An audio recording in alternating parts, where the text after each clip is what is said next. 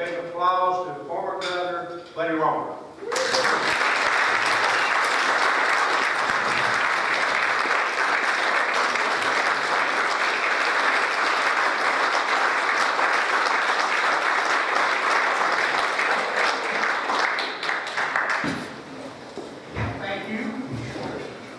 Thank you very much. It's great to be back in the Rotary International, particularly in my hometown. I say hometown, I wasn't raised in Bossier. I was raised 15 miles south of here. That's a big difference. Country boy, farm boy. Raised by a strong mom and daddy. I had 3 sisters and a brother. I learned many of life's lessons working on that farm. But it was good. When Wayne called me weeks ago about coming, I said yes, because it was a good excuse to come spend the day. My father died last year, a month before his 90th birthday. My mother is still alive, living on the farm where she spent all of her life. She will be 90 Christmas Day. And so I had a good chance to go and spend the day. But it's good to be with Rotary. Rotary does so much for so many people. When I was running for president, in my kind of weird way, no corporate checks, no big checks, I think a president ought to be free to lead. He ought not have to kiss the butt of Wall Street. But that's just my thought. I do believe that I have more invitations to speak to Rotary clubs in Iowa, South Carolina, and New Hampshire than any other candidate. I enjoy it. I honor Rotarians for what they do. Peace, fighting disease. I remember as a young boy on that farm how polio put the fear in us in the early 50s.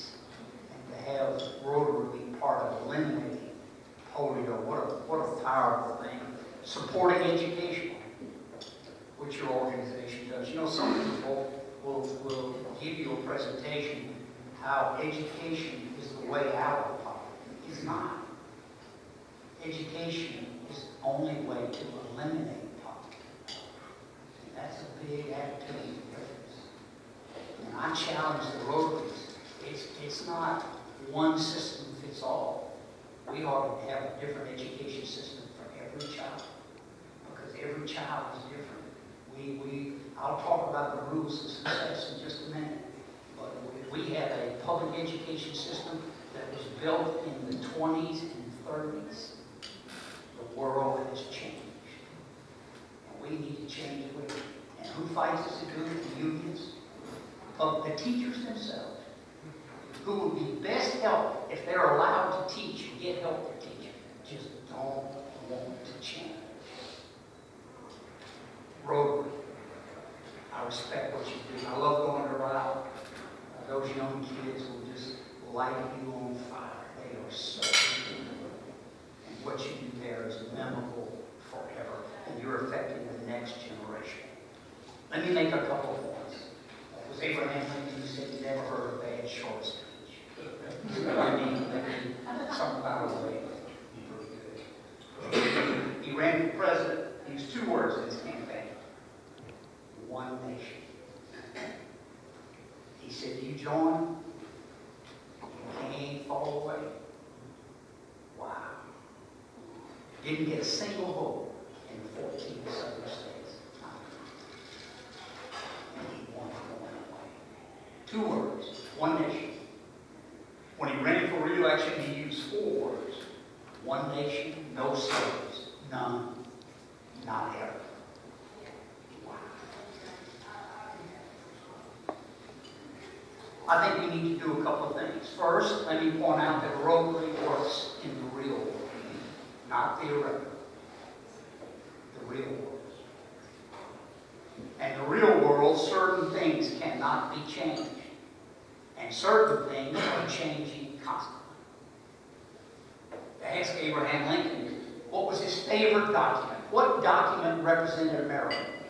And all the other candidates said the Constitution. politics of doing.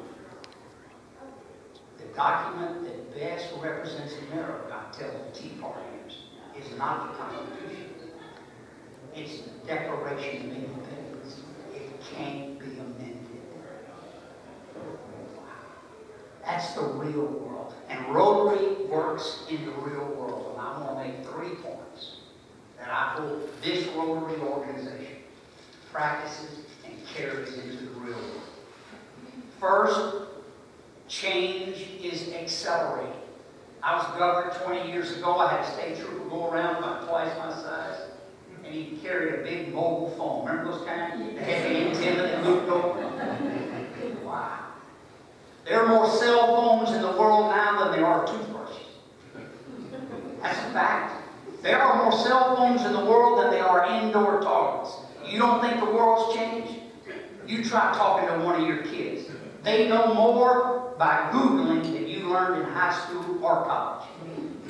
The kids are smarter, faster, and better than we were. That's what technology does. The world has changed. More power in a single cell phone than all the computers at NASA that sent a man safely to the moon and back. In one cell phone. Change is accelerating. There's a book out I recommend it to you. My wife's a nurse, and I'm chairman of a little hospital in Baton Rouge called the Baton Rouge General. There is a book out that you must read. It's called The Creative Destruction of Medicine. It makes 2 points.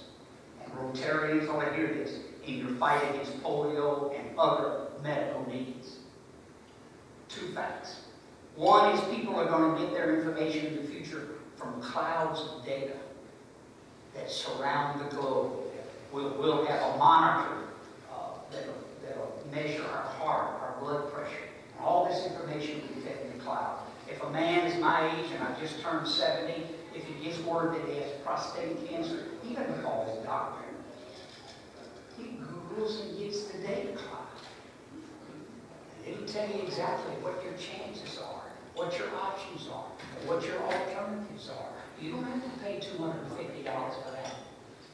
It's free. The second thing that you're going to do, and do soon, most of you, is get your genome mapped. Because medicine in the future, like education, won't be about the general population. It'll be about you, Wayne. And when a doctor prescribes something for you, it won't be about the general population. It'll be for Wayne. Medicine's about to get faster, personal, and much less expensive.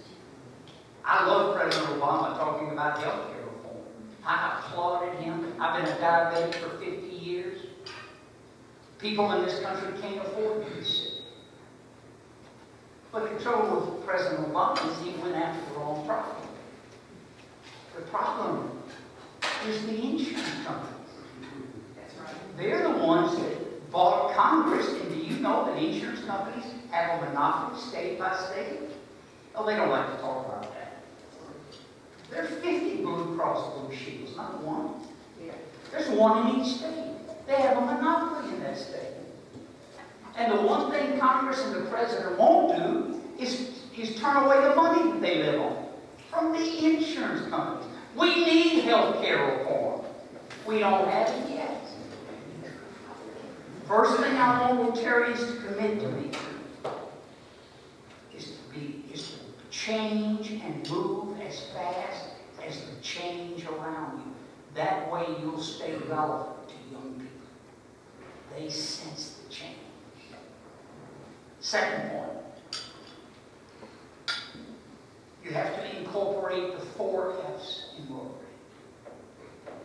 I call them the keys to success in the 21st century. Now, I've started a lot of companies. I went to Harvard College and studied economics, and I went to Harvard College and got a master's degree in economics and banking. I build companies. That's what I do. I'm not much of a politician. I prove that all the time. But I like companies. I like to start companies, get them small, get them strong, and watch them grow. I started 4 banks from 0, and they've all been very successful. I just started an investment bank about 4 years ago. It is kicking the marketplace. I like to start companies. 4 keys to success. Remember, I call them the 4 F's. The first key to success is fast. In the 21st century, if you're not fast, you're dead. The winner is not the prettiest or the biggest. It's the fastest. I'll give you an example. What's the most profitable restaurant in the world? McDonald's. Who's the chef? You don't know. McDonald's is not in the food business. They're in the fast business. Get it? First F is fast. Fast always wins. Second F is focused. You can't be everything. You can't do everything. So your focus ought to be on the one thing you can do better than anybody on earth. What's your best thing? Do you know? I challenge you to find out. The third F is flexible. I write business plans. That's what I do with my bank. We're the only bank I know in America that writes a business plan for a small company free of charge. And we change it constantly. Flexible. You need to be able to rewrite your business plan. I'll give you an example. When I was governor years ago, we had a fundraiser here in Shreveport at a museum. It was going to the orphanages in our state. We raised $400,000. Had a large crowd of people, had a sit-down dinner, served them champagne. I mean, for a Methodist like me, that was very bold. We did it.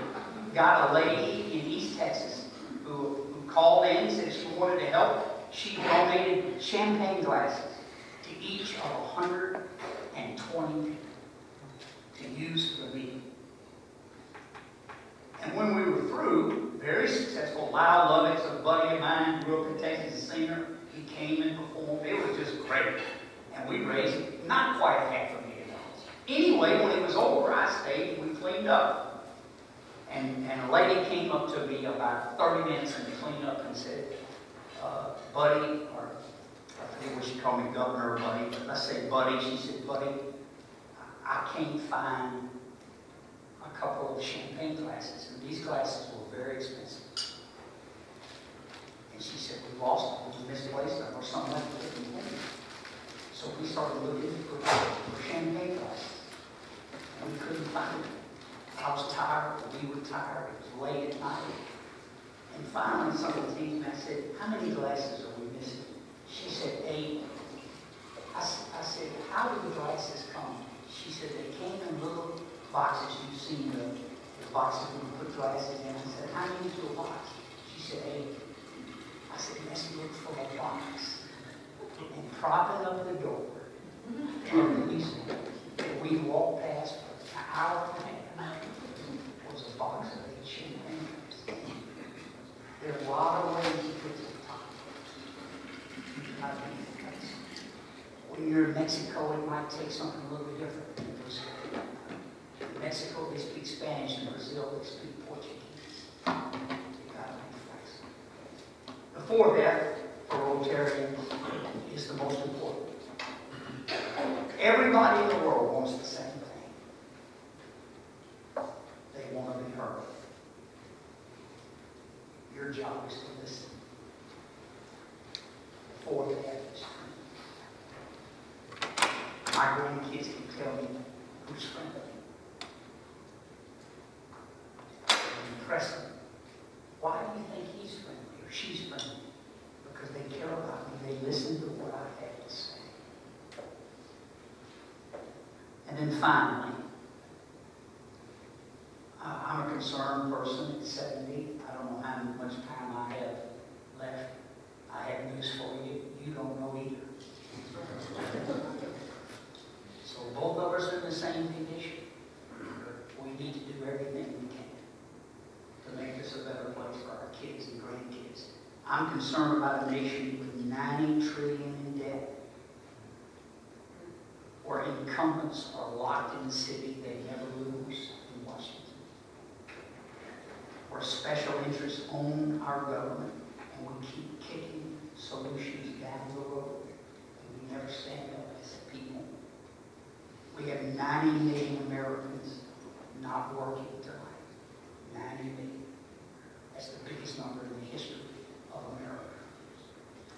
I think the problem needs a solution. I would say campaign reform is more important than whether a woman is a Democrat or a Republican. I think campaign reform and putting America first is more important than what party belongs to. That's what I think. But I think Rotarians will make a difference in what happens in this country.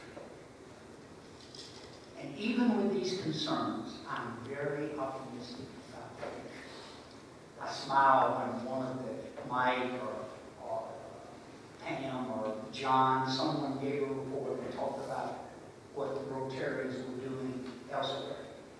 Mission work. I do mission work every year. My wife is a nurse, and we go with a group of doctors. Most of them from Dallas, some from El Paso, and we go usually to the south. We sometimes go to urban areas like Philadelphia and New York City to do free medicine. But usually we do it in the Amazon River Basin, where Portuguese is the common language. It's a true story. 4 or 5 years ago, Scarlett, my wife from Mississippi, and I went on a mission trip with 23 doctors and 4 other nurses. I was the political representative. That's what they and we went to Manaus, Brazil. It's on the Amazon River. The Amazon River is 5 miles wide as it flows past Manaus. 1 out of 3 of every drop of fresh water in the world flows by Manaus. The Mississippi is big. Forget it. We went 250 miles upriver to a series of small towns. When we go to a town, I would kind of lead our way in with the translator, and we'd meet the chief. And these were native Brazilians. Some as dark as night, some as light child, but all living in the jungle. Awesome. Never been to America, I can assure you. The natives would be lined up along the banks of the Amazon for up to 2 miles before we got to the village.